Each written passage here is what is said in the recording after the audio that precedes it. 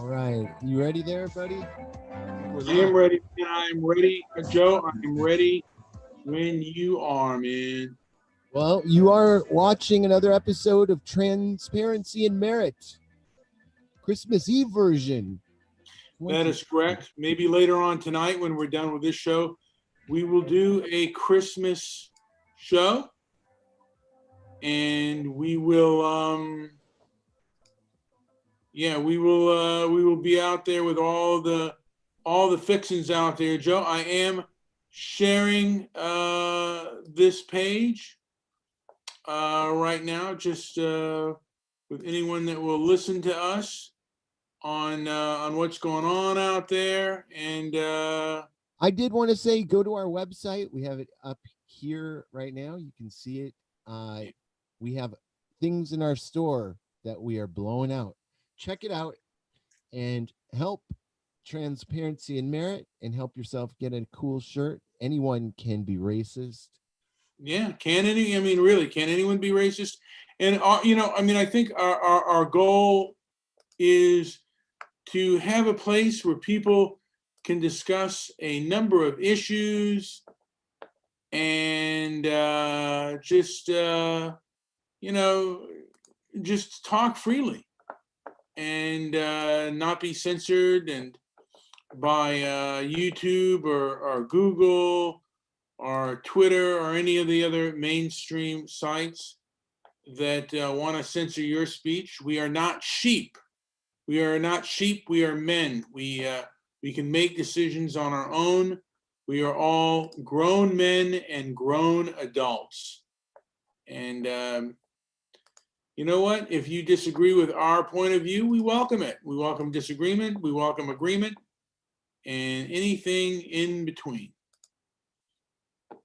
And I am posting this show on all of my social media sites at the moment. And then we will basically look at what's going on there. I just saw Colin Flaherty has his White Girl Bleed a Lot under a Christmas tree. It's very nice looking. We have recently bought that book, by the way, and I recently read it. So I'm just putting my stuff out there. Hello, Matt has joined us. We are going to show a trailer in just a moment. How's it going, Matt? Matt, may I help you? Matt is on there. It's okay. So we have, if you want to stay silent, do it. Just chill in there. If you want to say something later, do it. Anyway, absolutely. Feel free. Are we gonna show this clip, or do you want to show this clip? I've already seen it. I put my opinion out there on it, but I'd like to get your reaction, and then we'll give both of our reaction after the clip. This is a trailer for the movie American Skin, and I'll and then we'll show another clip that's a little bit different, but yeah. So let's show this clip, Joe, and then let's talk about the clip that we saw. Right on.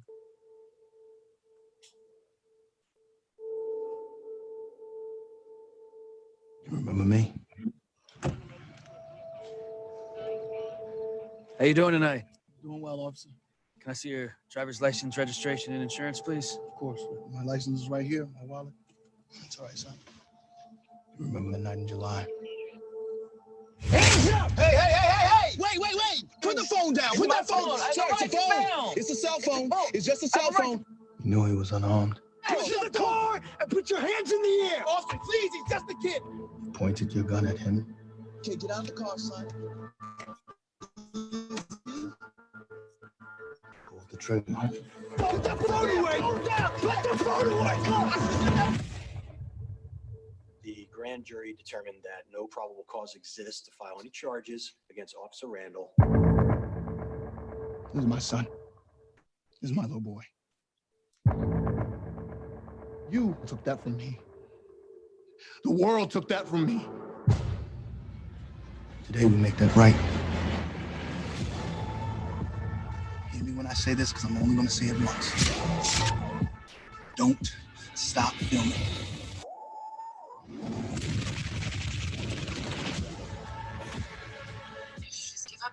Why are we the only people in this country that are expected to do things without violence? I didn't mean to kill your son. What you did. I did what I was trying to do. I just want justice. That's all I want. This is your jury. The deciders of your fate. Today, you will be tried for the murder of my son. Scared? Are you afraid?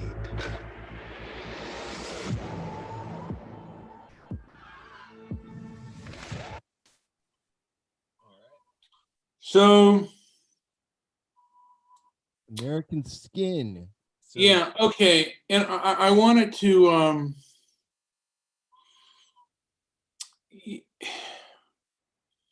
look. I mean, Spike Lee does things like he makes films that are technically very well done, but not necessarily accurate, and at least accurate to exactly what is going on. It's a popular notion of police brutality. But again, I mean, can we question who controls the narrative in this country and who's allowed to do things and decide what you see and what you do not see? We saw the video of George Floyd, and we've seen video of police brutality, or what looks to be police brutality. But how often does that happen?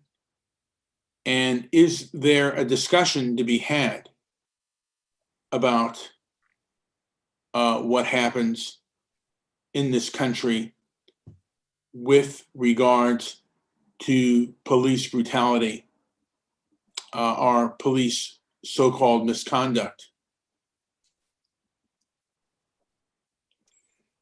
What is the evidence for that? Have they? I mean, I'm almost positive that they have done several studies about policing. And what do those studies show? and my views very just, they couldn't vary more from the way that you view a movie like this, because I feel that these sort of ideas are completely rooted in fictional tales. The media is not to be trusted. And when Spike Lee takes one of these sort of stories, blows it up, and is, it's a revenge, sort of some sort of revenge film, I find I take umbrage with it. He is he's a known Freemason. The police are a Freemasonic organization, and this is how I view movies like this. They don't hold much value to me, but they do hold value because I know it's a Spike Lee joint, and Spike Lee joints get massive massive traction from the media, and we will be hearing probably about American Skin on every rag, from the worst to there is no better, but all of the media will be covering this, no doubt. They'll all have their own angle, and I'm sure that we'll be seeing some even some panel discussions on the matter. Maybe we can get involved and get into that game and have our own sort of panel discussion, yeah. And I would already say that this is going to be a clear winner. Every year there seems to be a white guilt film of the year. I see American Skin as walking away with the white guilt movie of the year award. Well, the film that we're showing next, White Noise. I mean, like I said, who controls the narrative and who does the power structure allow things to be? So yeah, means nothing to me anymore. Oops, sorry about that. Yeah. So let's and again, let's do a contrast with White Noise and in this other trailer. So let's do that, Joe. Why don't we do a contrast, and you'll see what I'm talking about. Okay, let's take a look at white. Now, who made white noise? I'm not sure. Okay. Let's take a look. The documentary, though. Anymore. What's that? Well, she says racist has lost all meaning. Oh, let me go back and watch. The word racist just means nothing to me anymore. It's been so overused that I just have no respect for that term. To understand the alt-right, I think you do have to understand our experience. I've lived in this multicultural mess my entire life. It really puts you on the map if you're willing to espouse views that the world finds shocking. I could not see a single European face. Assimilate or go home. I want to be a household name. What's your gender? Good question. I don't know. Mischief making. Whites are becoming a minority in the United States quickly. All of us Europeans, we have the responsibility to reproduce. Having a family shouldn't be about personal pleasure or personal well-being. Like, that's not nationalist. That's not collectivist. Fascinating. We're seeing our messages almost everywhere now. They've gone sort of mainstream. Those views don't seem so fringe anymore because they're one click away on YouTube. Hate crimes are on the rise in the US and Europe and continue to rise every year. Do you think that your rhetoric contributed to that climate? Hail Trump! Hail our people! In Charlottesville, Virginia, a white nationalist rally descended into deadly violence and chaos. A dead girl ratchets things up. Do you feel like you have blood on your hands? Absolutely not. Someone died, and that was under the name of your movement. You get so high on the likes and follows that you just keep going, and it's like a drug.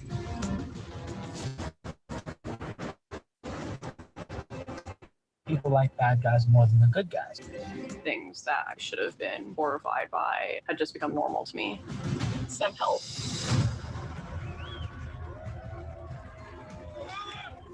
The governor has declared a state of emergency. Do we have another Charlottesville on our hands? We're in a new age of nationalism. We're certainly in a new age of what it means to be right-wing.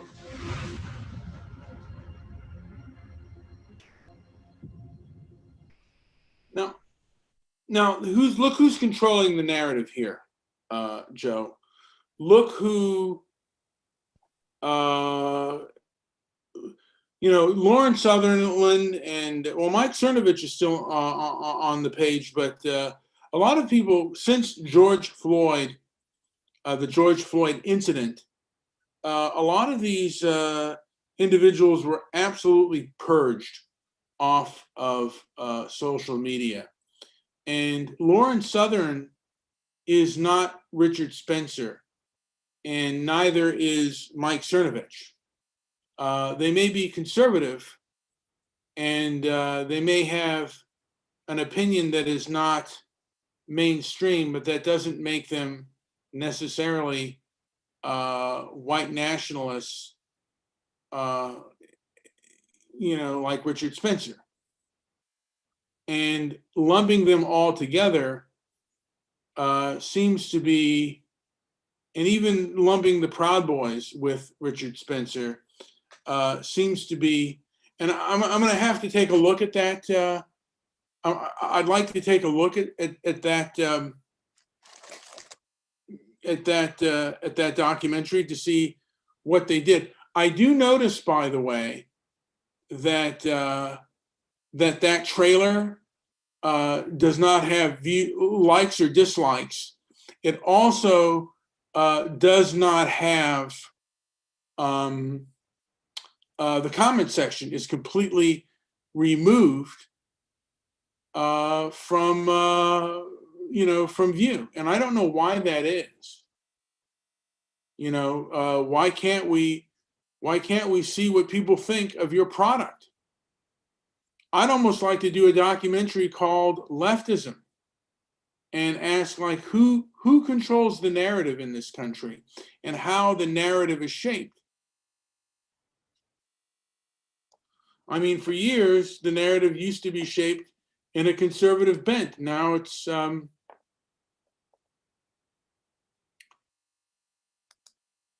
now it's a leftist bent, and you can't. And there are certain things that leftism holds sacred, and you cannot criticize their holy grail. If you criticize their holy grail, you risk getting punished. And that, to me, is that's not a free society. Joe, do you have any comment on that? Who's meh? No comment. Meh is chilling. He's just listening. Okay. I'm still here. Do you have any comment on what you saw? Did you check out these trailers? Or no? Yeah, I checked out both those trailers, and they're really interesting, to say the least. It's both of those videos, those trailers are an indication, at least to me, of certain rise and in some ways fall of how civilization is being restructured right now. It all comes back to like the Great Reset. With there's going to be a social or cultural type of reset, technological reset, and and then of course economic reset. I am glad that you So- brought up the reset. I think that's a great parallel and a great position to open up. When I view videos like this, I can't help but think of the narrative that's gone wild about a reset. Yeah, I do agree. It's hard to really sync up with it because it's in some ways a bit disjointed, at least narratively wise, because it in some ways isn't really connected, per se. I mean, all these things are of course connected, but I'm saying that Same thing goes with the reset. Nobody has any idea what it's going to look like. Nobody has any clue. I've heard a million theories about what it'll be, but is this going to be a total dismantling and is it going to level the playing field from poor to rich? I don't know what's going to happen. Is it just going to what is this reset? I just know that something is going to happen. I'm confident that there's going to be a reset in 2021, and I wonder if the movies like this have a parallel to that sort of way of thinking. Pretty good call there, dude. yeah, it's all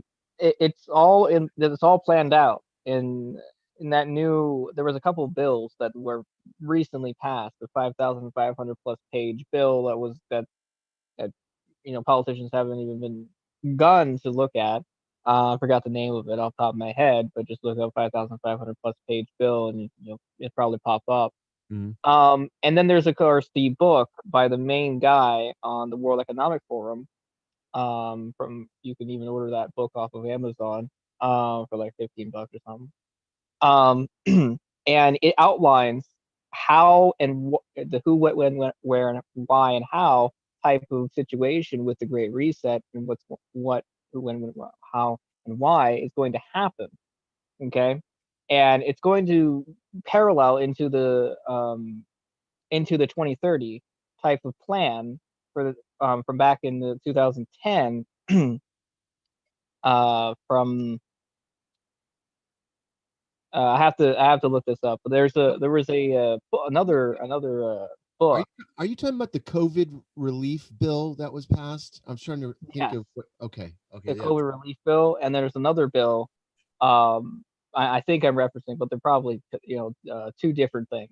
But in my opinion, 5,500 pages. Why not just add it in my opinion, because it's such a huge thing, I don't mind it kind of blending it together because it's like literally like 10 books. 5,593 pages. COVID relief and government funding bill. Yeah, absolutely. You know what? Who has time to read 5,000 pages plus and with any kind of level of understanding? And there you go. Yeah, you just calculate that out. At let's say there's only 400 words per page. Let's just say that. Okay.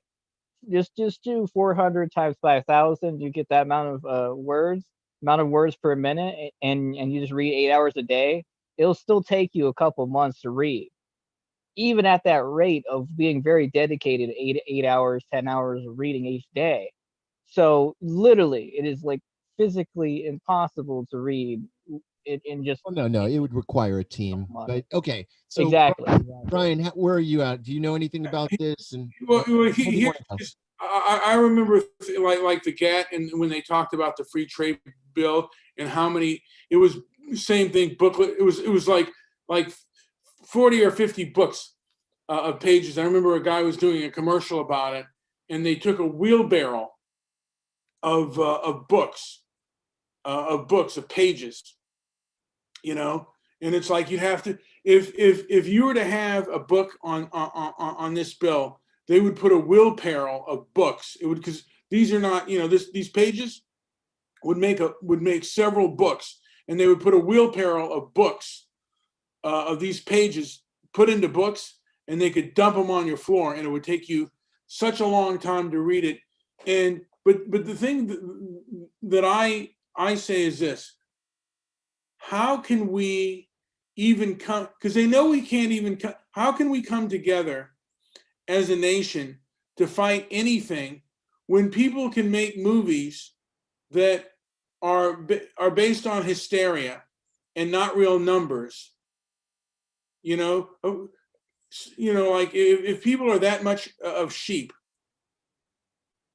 I mean, they can do anything to us because, hey, Black Lives Matter, white silence is violence, and let's also, while we're at it, let's burn down different stores and things like that because someone died of so-called police brutality. Well, and then then they're going to pass a thing of 5,000 pages of material. I mean, how, they know that we're not going to fight it. I mean, if they can manipulate us this easy, then they can do anything to us. I mean, I guess these large corporations and the government think we're sheep, and whatever they put in front of us, we're going to follow. I mean, people are going to see this movie. I mean, there's a line in the in that film, American Skin. Why do they expect us to be the only people not to act violent, which is Black people? That line is such garbage. What are you talking about? Black people are the only people not supposed to act violent. I mean, that's not true. I mean, when things happen wrong to Black people, they react, and many times they react violently. This has been true for over 50 years. So that line that we're not nonviolent, no, you're violent. You're violent when things, a large collective of Blacks will get violent if things don't go that way. No justice, no peace. And there are a lot of whites that will also react violently if bad things happen to Blacks. They won't, however, if bad things happen to whites. And if you even talk about bad things happening to whites, they'll shut you down and they'll get violent against you. So, like I said, how can, and then the elites can just put any kind of government bill, and we won't do or say anything about it because we're arguing. I mean, we're arguing about freedom of speech right now and the ability to talk. And if they give us a little bit, oh, we're so grateful. Thank you for letting us talk about this subject and not shutting us off the air. we've been doing shows for about 10 years now. In January, it'll be about 10 years. And in the short period of time that we've done shows, I don't know if that's a short time, 10 years, a long time, we have watched censorship creep up. We were calling it out back then. Some of our first shows were about censorship, and it's only just exponentially gotten crazier and crazier, and all the way to the point now where, like you said, it's almost like it all that it takes is for everybody to and recognize we're being censored. And they did it, and they did it without debate. They just did it, and they don't even, and Congress and the Senate, like corporate meeting, whether it's Republican or Democrat, a lot of them, they don't know how to handle it. They don't know how to ask. I don't know if they don't know how to ask questions, but it doesn't seem like there's a lot of people on there that champion our First Amendment rights. And it's just sad, and it's gotten worse over the years. There were things out there, the television put out their narrative, particularly about civil rights. And once people began to speak effectively against it, that's when the civil rights industrial complex, that's when it came down with a hammer and said, no, no. And the leftists started to rule and control. And to me, and this is just my opinion, if you scratch the surface of a leftist, you're going to get a fanatic, a hypocrite, and a control freak. That's just my opinion on that. And that's who controls a lot of these companies, a lot of these HR departments, and these social media companies as well. I mean, they're controlled by their HR departments. And hey, censorship now is the rule of the day. All right. Do we want to keep going, or do we want to end it on this note? Because I think we pretty much. I think. Go ahead. Yeah. I think, and that's the reason why, like the 5,500 bill. Just to wrap this up, but and people wonder why government is really slow when they literally have 10, 12 books to read in a very short amount of time. It's not ever going to happen. Again, I mean, even if you have a real strong team of people, like-minded people sitting in a room, and even if you got them all together and 25 people took it all down and read through it and made notes, and they came up with what are they going to do with that information? It's already done. Yeah. So now the battle just begins at reading it. Yeah, you know what, Joe? I believe that's online. I think one of the things that we've been transcribing verbally, some articles and stuff. I think one of the things we want to do is some of these government bills. Why not, man? We want to put on transparency and merit and have them read out audibly, a 5,000-page book. I don't know how many hours that's going to be, but I think that's one of the things we may want to do on our transparency and merit site. I don't know if you saw a recent blog post where I posted something along those lines on the blog there. That's why I'm urging people to go get in there. We're gonna be basically setting up transparency and merit to be a network, and not even a like-minded network. People from all points of views are going to be on our site, and yeah, I put a Supreme Court decision as a blog post about a week ago, and hey, people are reading it. Good. People that didn't know that that, I don't know, the Supreme Court's coming down with decisions every day, and it's really important that people are picking up on this and at least trying to make some heads or tails of it. We need opinions. We need people to take. We don't need people to take action in the form of going out into the street and getting loud and throwing bottles or anything. What we need are people to use their heads and to use their minds and to be observers and and to be able to know that there is a lot of things that are happening every day behind the scenes that are impacting the way that we're going to be headed into 2021. And and the people that keep saying, you know, oh, I really want our old normal to come back. I just can't believe it that people are still stuck in that frame of mind. You know, I'll end on this. I think this will be about the last thing I'm going to say, but you know, about a month ago, maybe even longer, I watched the movie 12 Angry Men.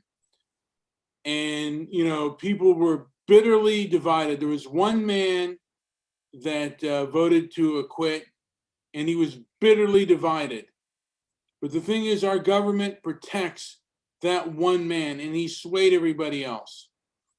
And our government, when our government was formed, there were bitter divisions to form our government.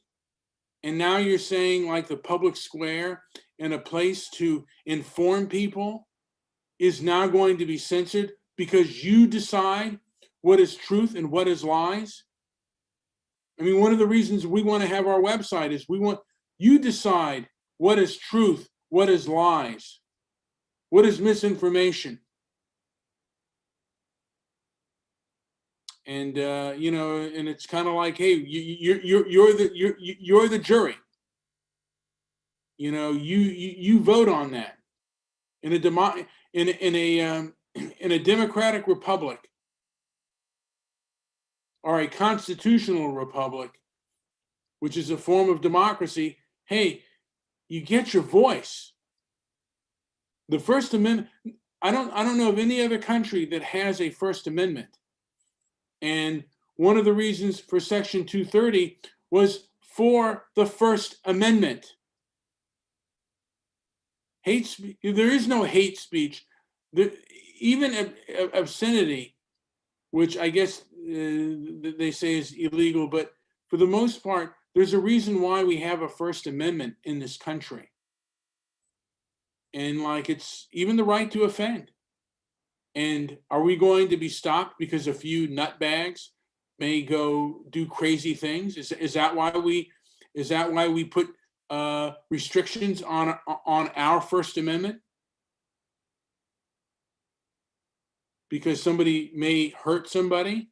That's no reason, you know, that's no reason to do that, in my opinion. Anyway, Joe, if there's anything else, or Meh, if there's anything else that you guys have to add, let's do it. I just want to say this: like, subscribe, leave a comment down below. And if you like this, please share it. And also go to our website, transparencyandmerit.com. We are working on building that every day.